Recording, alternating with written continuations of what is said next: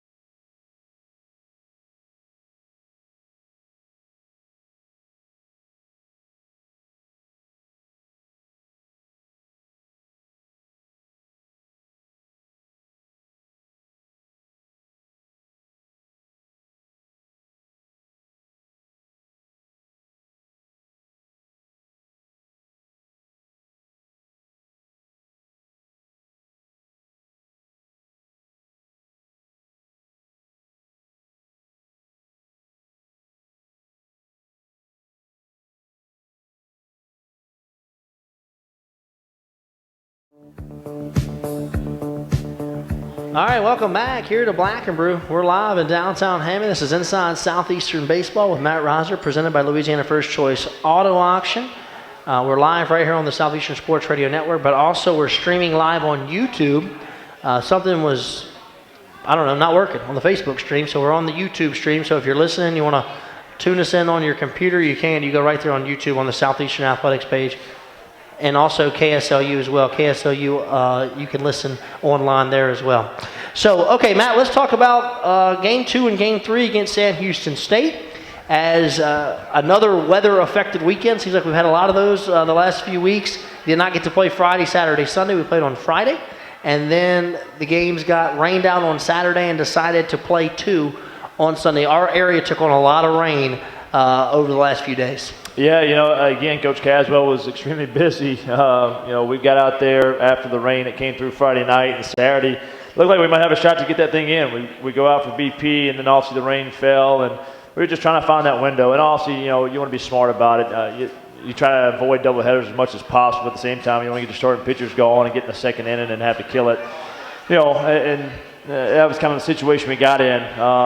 We got more rain. It was pretty wet in the outfield. Had a forecast of more rain coming, and about 2:30, 3 o'clock, we got that downpour. So Saturday gets banged, but like we told the guys, hey man, it's going to be for all the marbles there on Sunday. We'll get out there. There's a lot of festivities going on. It was Mother's Day, and we had Senior Day, and a lot of things going on there. But at the end of the day, when it comes down to play, let's block out that outside noise and get after it. And Saturday's game was one crazy, or Sunday's game was one crazy game. Also, we get down a little bit there early, but the guys responded well. We get a couple knocks there. Cody Gross gets a big knock there up the center field, and we make that a 4-2 game. And then obviously they take the counter on there. They scored another one there to make it 5-2 on the misplayed ball there in center field. And obviously we're trying to get back in it. And obviously it was a short game 1 for me. Yeah. It was a tough call and a turn.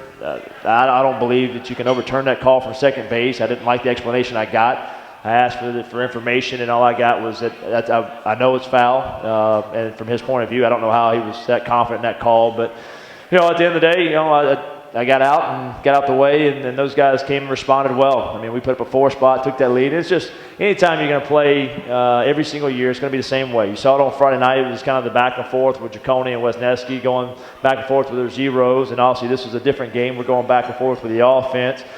We take the lead. They, tie it back up, take the lead again, and we tie it back up.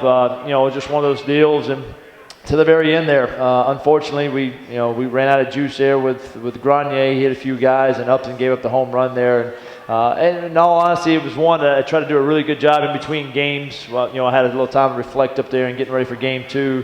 I want to make sure they understood that, hey man, we got to move on. That game's over with. Yes, they threw the final blow there. Let's move on and don't let them build on the momentum, because at the end of the day, you'll win this next game. We're going to win the series, and obviously the message just, they built on some momentum there. Matt just touched on it, and if you weren't at the game, if you weren't following, if you don't know what he's talking about, what happened in the game was it was 5-2. Jonathan Parker's up, hits a home run, or it was called a home run originally. And the opposing coach, it was down the line call. The opposing coach, Coach Daggs, comes out, talks to the officials. They get together. The umpire from second base overturned a fair foul call, and that's what Matt's talking about. I don't know how you overturn that call, because he really shouldn't even be in that conversation. I mean, that's one umpire has that look down the line. He's got the best view of them all. And look, at the end of the day, with the umpire call, I'm going to fight for our guys. I'm going to fight for what I think is right in that conversation, and especially if I don't like the way some things are being handled in the situation. And your team responded after that, though, and they did. And at the end of the day, that's not what won or lost a game for us. No, I mean, you actually end up scoring those runs anyway. Yeah, we score the runs. JP does a good job of having it back. And that's where I was proud of the guys, man. He got robbed out of his first home run. He did. In his career. I don't see Senior Day. It won't be the first time or last time we get robbed of a home run, but I've seen it happen before with officiating. But anyways, it's not something we wanted to harp on. Hey, man, it happened. It's over with. Let's move on from it. And again, like you said, the guys responded well. Just another one here.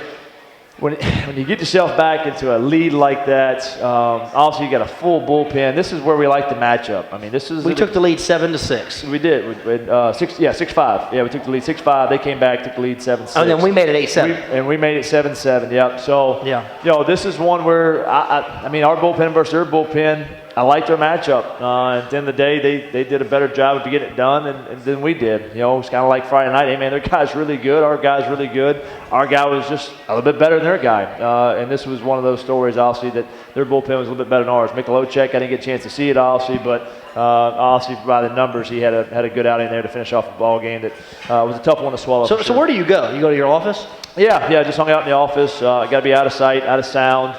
And obviously didn't want to risk any ability to have a post-game ejection after, to where I'd have to miss the next game. So, obviously went up there like I was supposed to, and followed Damon on the radio. I like following Damon on the radio, maybe in post-game, not during game.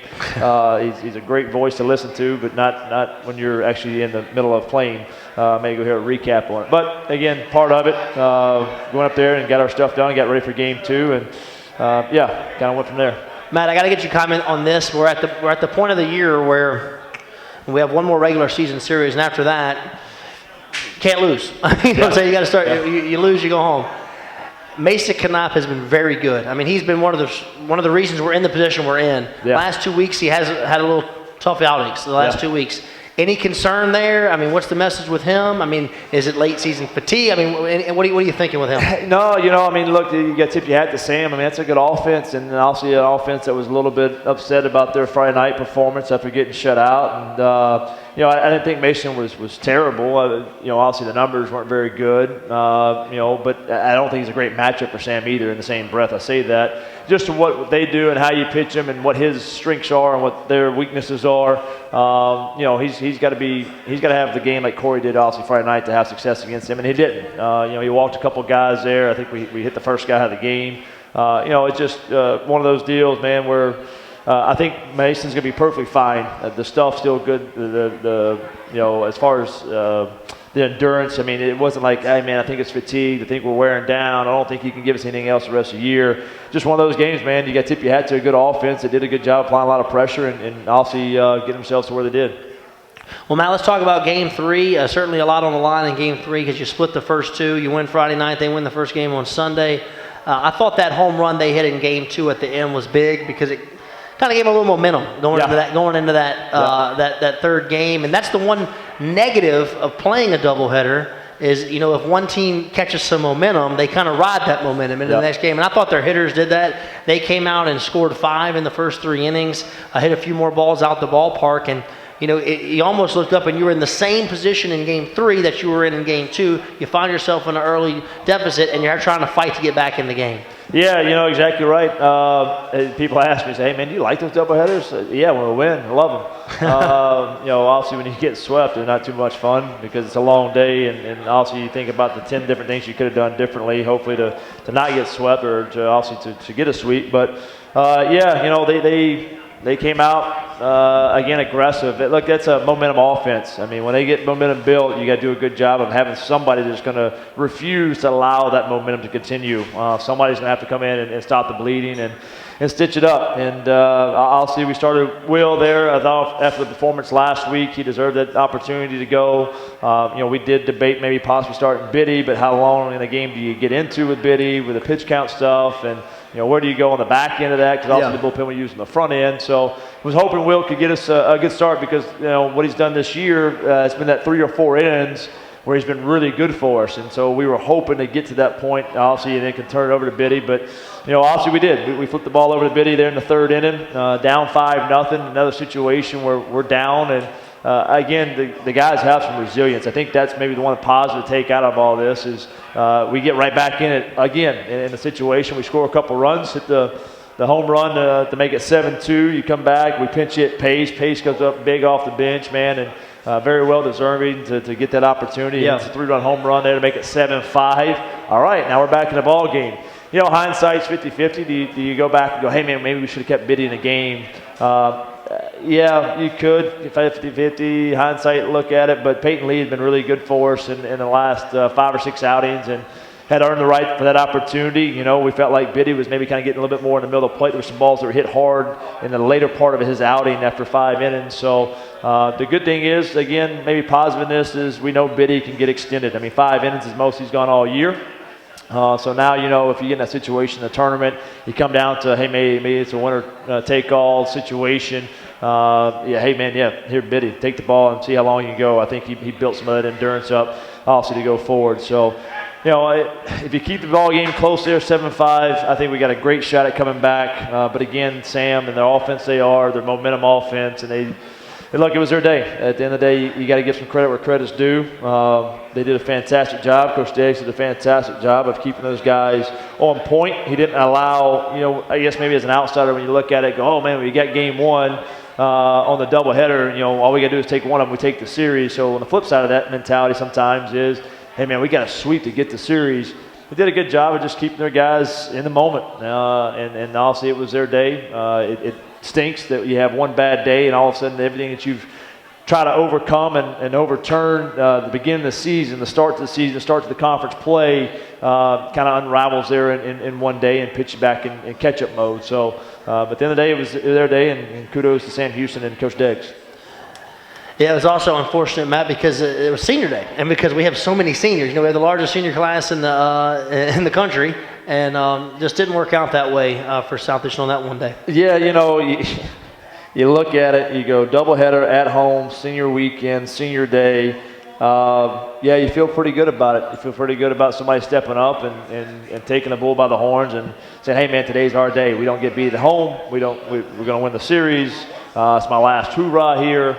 And again, that's where I think there's even more credit due to Sam. I mean, what they did and overcame, and to take the series and take that day, man, it was just huge on their part. So again, I don't want to take away the credit where credit's due. Credit's due to Coach Diggs and Sam Houston, and obviously we got to find a way to be a little bit better on it. And we've been pretty good on the road. I mean, I guess maybe that's the hindsight in this too. We've been 14 and I think 10 on the road. We're 14, 13 is what we finish off on the year at home. Maybe we can go on the road and get ourselves right back in this picture. All right, well, let's take a break. We come back. We're going to talk about this weekend series as the Lions will be on the road in San Antonio to take on Incarnate Word to wrap up the regular season right here on Inside Southeastern Baseball with Matt Riser, presented by Louisiana First Choice Auto Auction and Black & Blue on the Southeastern Sports Radio Network.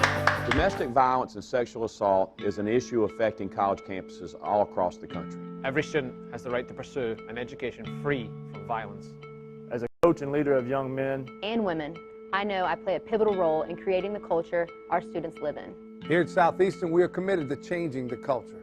Sexual violence and physical abuse are never okay. Lions just don't stand by. We act. I am pledging to do my part. I am. I am. I am. I am. I am the solution. And I will set the expectation.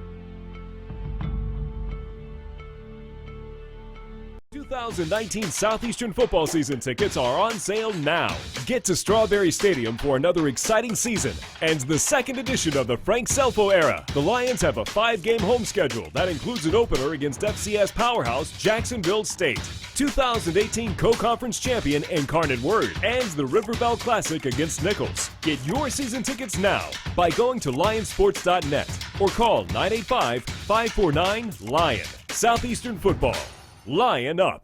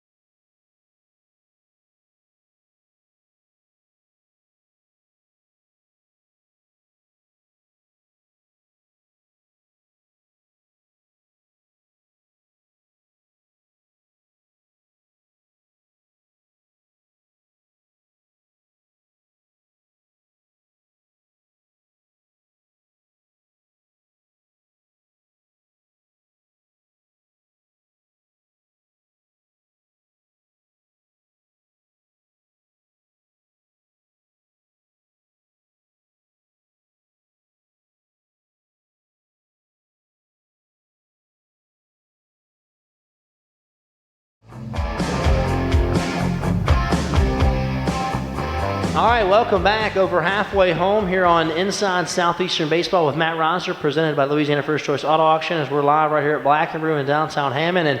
And this is our final show of the season, as next week we'll have some travel issues because of the conference tournament, and we'll cover all that here in the next 30 minutes or so. But we got a lot to cover in these this final half hour of our show for 2019. And we'll look ahead to the opponent for this weekend, as Southeastern is going to take on Incarnate Word, the University of Incarnate Word, the Cardinals over in San Antonio, Texas.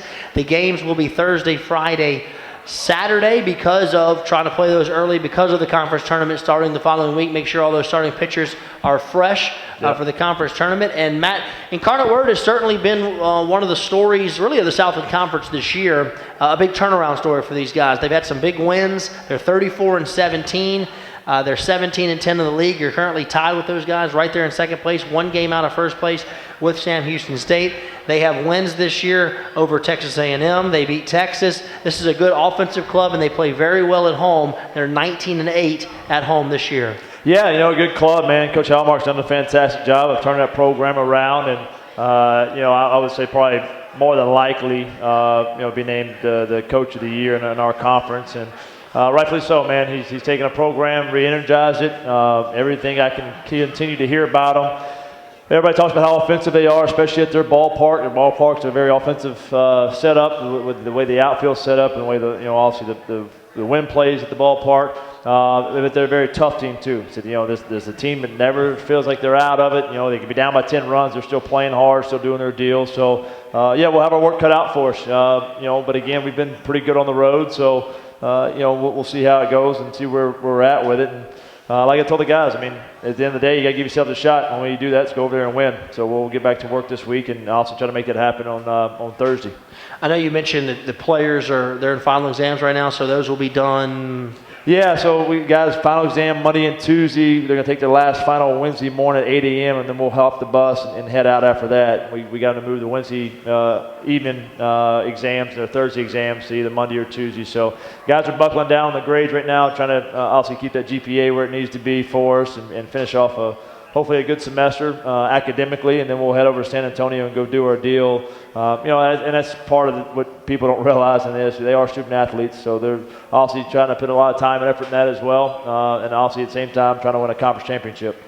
Well, Matt, the last few weekends we've played some of the most offensive teams in the league. Lamar, a very offensive team, Sam Houston State, and now Incarnate Word. If you look at the statistics for Incarnate Word, that what Southeastern will be facing this weekend, they're hitting a .313 average. They have 60 home runs. They have a lot. They hit the ball out of the ballpark a lot this year. They have 3 guys with double-digit home runs.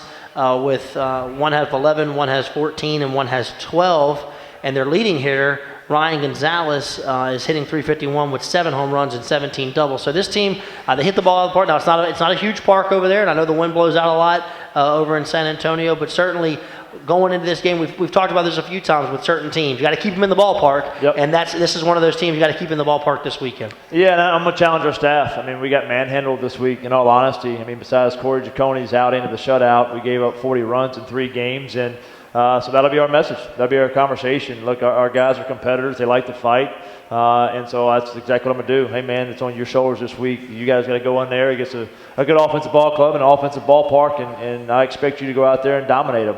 So we'll put that challenge to our staff and to our arms are going out there, whether they come in a starting role or coming in a relief role. Hey, man, this is a chance to redeem yourself against a good offense. So I think the guys will be up for the challenge. I think, again, just knowing the competitors that they are, that they'll answer the bell and they'll chalk up this past week as just a rough week, and we'll get back to work this one.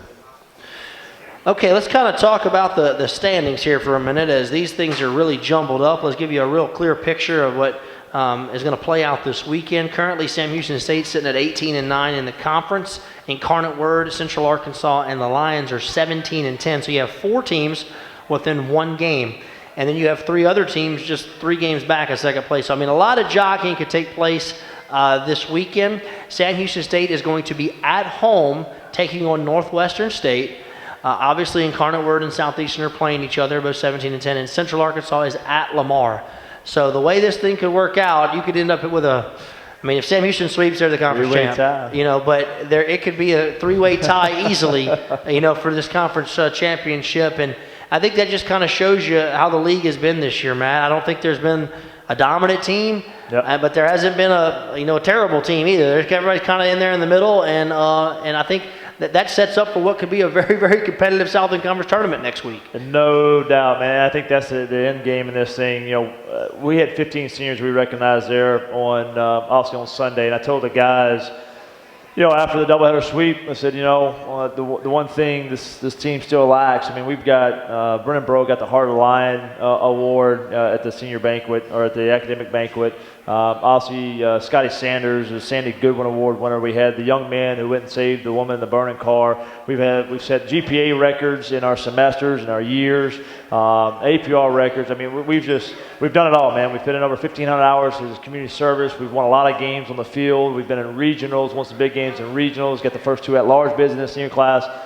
The one thing the senior class is still missing is that ring. And so obviously I put that on them. Hey man, this is the kind of the final story or kind of final chapter to your story, to your journey. We've got to end this thing no other way besides write it with a ring. And whether that's in the regular season or whether obviously that's in the conference tournament, that's what's going to come down to. And we have that opportunity. We have that ability to do it. I'm still very convicted in what we have on the mound. I'm still very convicted in what we have offensively and defensively. I think the guys are very convicted in what they're doing as well. But we can't waver in that conviction and know that whatever we have to do to find a way to do it, we've got to put ourselves in that position to get that ring.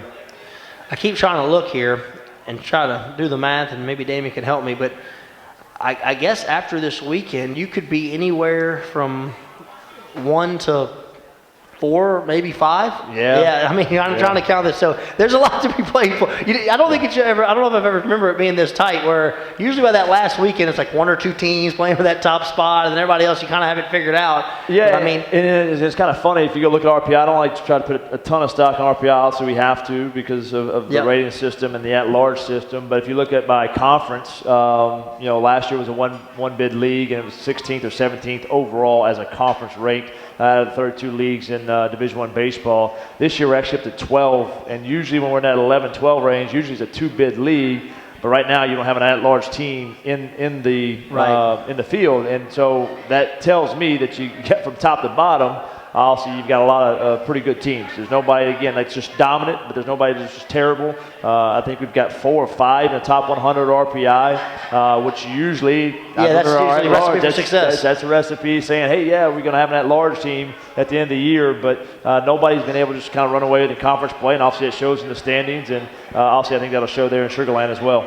I think this year, too, you might have had as many Power 5 non-conference wins as we've had. I mean, this year there's been a lot of big wins outside of conference in this league. I think that helps with the RPI as well. No doubt. So you go and look at maybe some records, and again, you're not looking at a ton. I mean, maybe at the very bottom of the league, you look at some below 500 records, but most part, overall records are all above 500. And again, you don't have a whole lot of guys in that 35 range like normal, like us or Sam's in. Incarnate Word's in that range, but go look at their schedules and what they've played, and their RPI with 20-something wins is up in the top 100 because of the quality wins, like you said. Northwestern and McNeese have both beat LSU. Central Arc popped Oklahoma State. We popped Oklahoma State. Sam Houston, obviously, they've won a few good ones. Incarnate Words beat A&M and Texas State and a few good ones there. Corpus Christi beat Texas. Beat Texas for the first time in school history. I mean, you're talking about a lot of UNO swept Tulane. Really high-quality wins in the league. So, again, it's just, I think, a top to bottom about as even of a league that I've ever been a part of in my 12 years in this league. All right, so Lions' remaining schedule, Thursday, Friday, Saturday.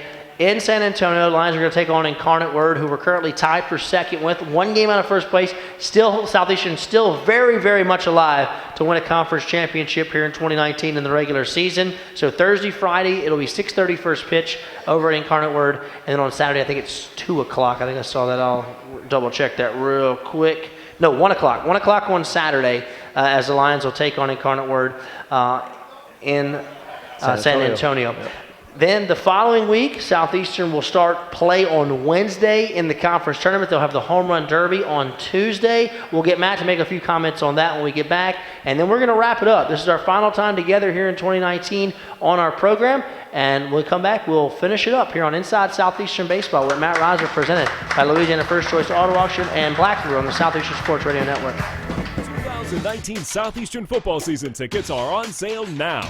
Get to Strawberry Stadium for another exciting season and the second edition of the Frank Selfo era. The Lions have a 5-game home schedule that includes an opener against FCS powerhouse Jacksonville State, 2018 co-conference champion Incarnate Word, and the River Bell Classic against Nichols. Get your season tickets now by going to lionsports.net or call 985-549-LION. Southeastern football. Lion up. Domestic violence and sexual assault is an issue affecting college campuses all across the country. Every student has the right to pursue an education free from violence. As a coach and leader of young men and women, I know I play a pivotal role in creating the culture our students live in. Here at Southeastern, we are committed to changing the culture. Sexual violence and physical abuse are never okay. Lions just don't stand by. We act. I am pledging to do my part. I am. I am. I am. I am, I am the solution. and I will set the expectation.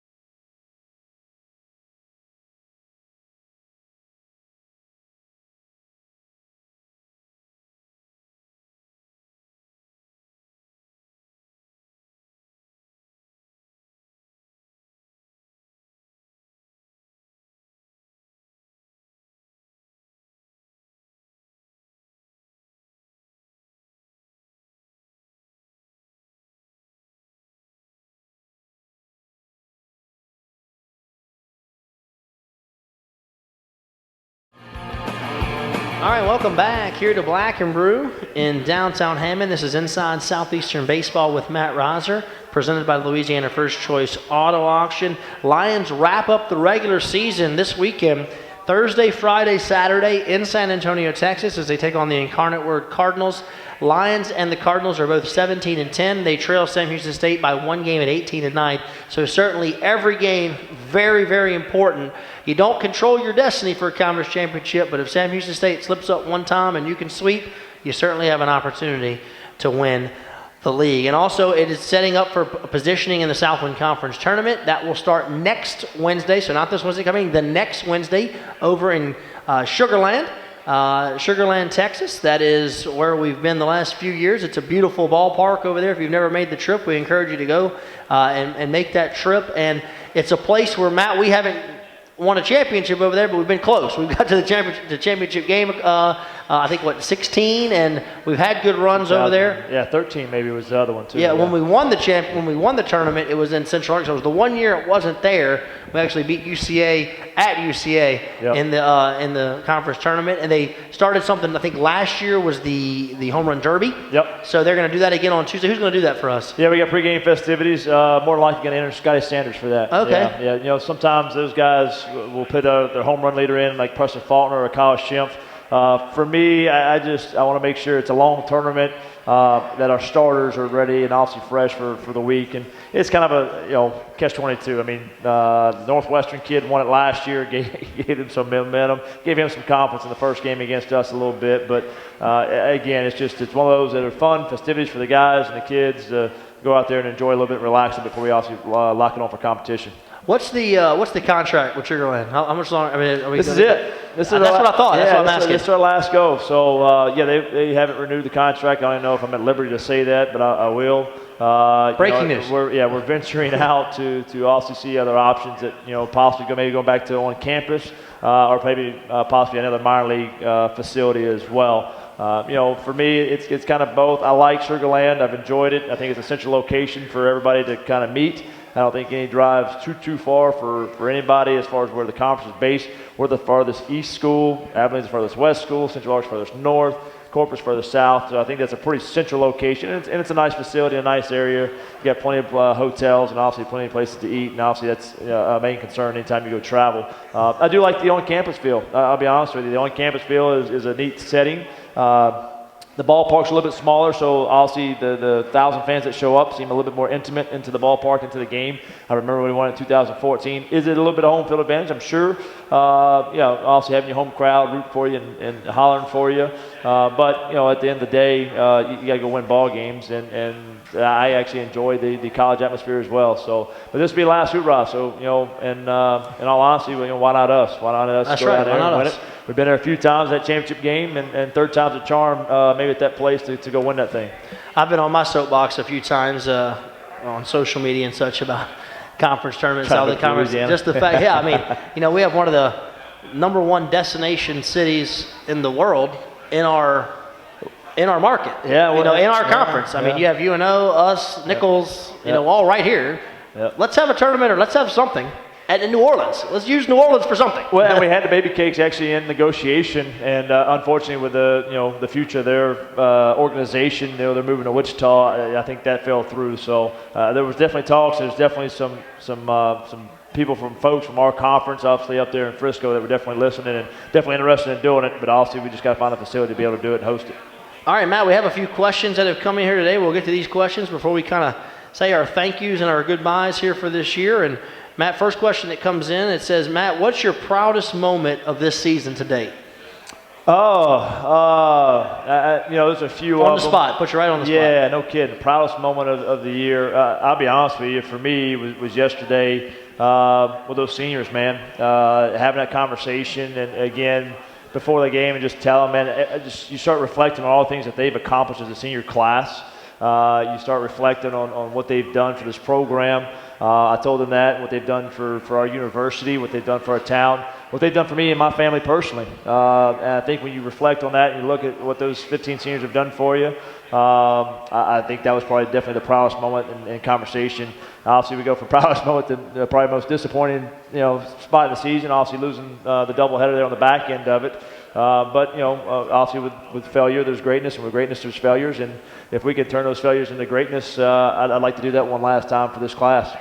Matt, what's it going to take to get video review in the Southland Conference? We're working on it. I think it's a big part of our game, and I think the thing you play a little bit in this, financially also is going to come into play. I've talked to a few of our head coaches in our league and say, hey, if you have the option to do a fourth umpire and pay for that, or also do video review, which one would you rather? And me personally, I'd rather video review. I think it'd be a great setup. Obviously, you're only going to have so many camera angles, and like yesterday, I went back and reviewed the fair foul home run call, and when you watch the video, there's nothing conclusive to say whether it was fair or foul with our angle. I mean, it was great video, and Colton does a great job with it, but just some of those plays in the game is going to be hard to see. So for speculation, just on that particular call, so if we did have video review, the umpires wouldn't get together at that point. They would just go straight to the review. Correct. Yeah. So Deggs wouldn't have to come out and he would just challenge. Yep. He'd just come out and ask for a challenge. They would go video review and either overturn the call or not overturn the call. With conclusive evidence. So. So it's a situation, I think, for me, review and playing in the Power Fives, Oklahoma State, playing at LSU, playing at Mississippi State, the ability to have that, it changed a few games. Look, I don't think any umpires out there to try to get a call wrong. They're not out there maliciously or intently trying to miss calls. But we have human error in the game, and I think some of that also would be eliminated with review. So we're working on it diligently. We're trying our best to hopefully be kind of one of the first mid-major conferences to have it. I think the capability of it is extremely close for us personally as a university, because now we just need the review area, review spot, and obviously the monitors. But we already had the camera systems already installed, which is probably $20,000. I would venture on the side to say about 15, 20 grand more. It puts us right in realm to be able to do it all right there at the stadium. So when you talk about that, you talk about the finances of paying a fourth umpire. They end up kind of, for maybe a year, counteractive, it's kind of same cost, but over the length of time, I think it's actually going to be more cost efficient to do the video review. And just so our listeners know, in football, the Southland Conference was the first FCS league to go to replay. So that is something they're usually proactive on. Yep. So maybe we'll see that here in the near future in our league. Yeah, and I really see it coming down the chute for NCAA. I think. You think it's going to be mandatory? I think the Power Fives are enjoying it. I think they're really appreciative of it. So I think maybe in the next 5 years, I think that's where the NCAA goes to. Matt, another question comes in. Coach, if we get low on starters going into the postseason, who could make a start out of the bullpen? Jared Biddy, no doubt, could make a start. Also you saw the length he went into in relief yesterday. Now, also that's the guy you trust in the ninth inning to finish off a ball game, man. He's just got ice water in his veins. The other guys you could possibly see is Grant Upton. I think Upton definitely has the capabilities to do it as well. Simonek's been kind of the back and forth. He's made a few starts, made a few relief appearances as well. So, some of those guys could be the guy. And when you get that time of year, I tell them, You know, you look back at all the championships that have been won, and especially the conference tournament, somebody's got to step up. I mean, somebody's going to have to be a guy we haven't relied on all year, whether it's offensively or on the mound, that's going to emerge, and you go, oh, wow, okay, yeah, this guy kind of popped up and has had a great year for us, or hadn't had the great year for us, but now he is and had the moment. So in order for us to do that, we're going to have somebody emerge off that staff to be able to do that, and I think obviously that opportunity to be there for him once we get to the conference tournament. So there you have it. As that's our Ask the Coach segment for this week. As our Lions are going to wrap up the regular season this weekend, Thursday, Friday, Saturday in San Antonio, Texas, and then they'll be off to the conference tournament in Sugar Land, Texas. We'll start on Wednesday. They'll have the pre-opening ceremonies, I guess, so to speak, on Tuesday with the home run derby and so to speak. So that'll all get kicked off on Tuesday, and then play for an opportunity to play in the NCAA postseason will start on Wednesday night of next week. So, Matt, we just have a few minutes left to go here on our show. This is our final time together this year. I've had a lot of fun with you. I remember when you called me and you said, hey, you know what? We're going to do a lunch show this year. Now, I do these shows for football and basketball and baseball. I've been doing Matt's show for a while. I said, Matt, that's never going to work. And I'll tell you, I've really enjoyed it. I think that our host has been outstanding. I can't say enough about Black and Brew, what they've done. The people that have come out and spent their lunch hour with us as well. KSLU for making this work during the day. They've been outstanding as well. But it's been a fun year doing this with you and being able to, and we started early. So that was one of the other good things. We were able to overlap basketball and baseball. We didn't miss any time together, and we were able to give our fans an up-close and personal look into your program. Yeah, I thought it was a great setting. I mean, extremely appreciative to everybody behind the scenes that put all the work into this. Obviously, Colton Vickers has put a ton of time and effort in this as well, and give him a shout-out. Obviously, LA and what they've done, and Peak Sports, what they've done, Miss Addison and them, to obviously get this all together for us. It's been a great spot, man. I mean, you talk about lunch on a Monday. We've got great food, great setting, obviously great people coming in, and whenever you can get that all in the same place, man, you're just talking about a great time. So extremely appreciative of all of them for doing that for us. Extremely appreciative of our fans for the support year-round. It's been that up and down, back and forth year, off to a rough start. Hey, man, we did a really good job there for about 2 months. You have a rough day the other day. Obviously, to put ourselves in a position where this weekend we need some help and we need to go make sure we win. But extremely appreciative of all that support we've had throughout the entire year. Another thing I want to point out about our show this year that was a little bit different was Matt Sandifer was here almost every week doing our Players Play segment with players. I just thought it was a really nice touch to be able to give our fans of Southeastern Athletics an opportunity to hear directly from some of these guys we get to watch every weekend or during the week when they're strapping it up for the Green and Gold. We got a chance to hear from those guys and really put a voice and put a personality with a name that we get to see. No doubt, extremely creative idea that I thoroughly enjoyed. We sat down a few months before the season and talked about that. I thought it was a great idea. I mean, just a chance. I want, obviously I get to know our guys on an intimate level, being around them every day, coaching them, and obviously being in the school setting, academic setting, community setting, we're interacting all the time. I wish our fans were able to see as much as I get to see from our guys, because I truly love our guys. I truly love what they've brought to the table. We have the luxury of recruiting our student athletes. We have the luxury to say yes or no to a young man coming in this program, and I think we've done a fantastic job of bringing the right guys in. Guys that, whether we win or lose, I've thoroughly enjoyed being around each and every day. They've done a fantastic job of showing up each and every day, and now that Matt has been able to bring that out in them a little bit, some of that personality out, and expose that to also our fan base and to our community, I think that's it was a great idea and a very creative idea that we will definitely stick with. Matt, I certainly want to tip our hat to Lion Nation. We're going to finish in the top 50 in national attendance. So a great job. I think maybe 1,200. It was like our lowest of the year. So, I mean, over 1,000 fans at every home game this year.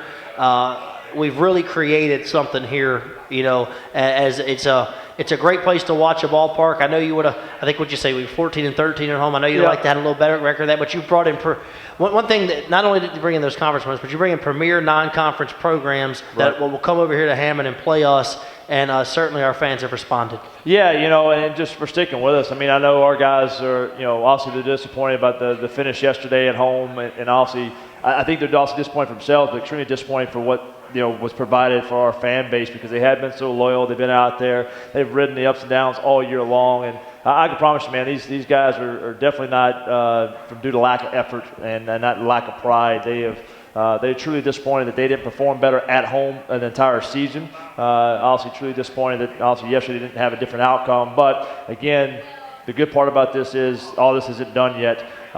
There's still a chance and an opportunity to make the Lion Nation proud. But again, I speak on behalf of the entire team and obviously the players as well, that we couldn't do it without their support, and it's been extremely appreciative. Matt, just about a minute left. We're saying goodbye here on our radio show, but Right. really the next 2 weeks you're playing for championships. You still have an opportunity to win the regular season and win a conference tournament championship. So give us your final thoughts as we say goodbye here for 2019 as we get ready for Incarnate Word this weekend, Thursday, Friday, Saturday, and then the conference tournament starting next Wednesday. Yeah, it's kind of like I tell the seniors on senior day. It's hard because you're trying, oh, yeah, senior day, and it's over, but really it's just the beginning.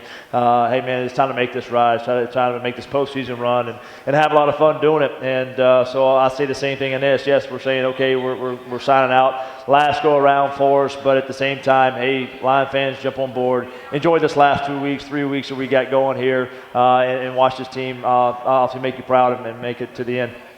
Well, that's going to do it for us. Thank you for coming out here this Monday afternoon and being with us each and every Monday during the baseball season. As we want to thank Louisiana First Choice Auto Auction for being our title sponsor, and also Black and Brew right here in Hammond for being our host all year long. So for the final time here in 2019, I'm Alan Waddell. We will see you next year, right here on Inside Southeastern Baseball for the best coach in the country, Matt Riser, on the Southeastern Sports Radio Network.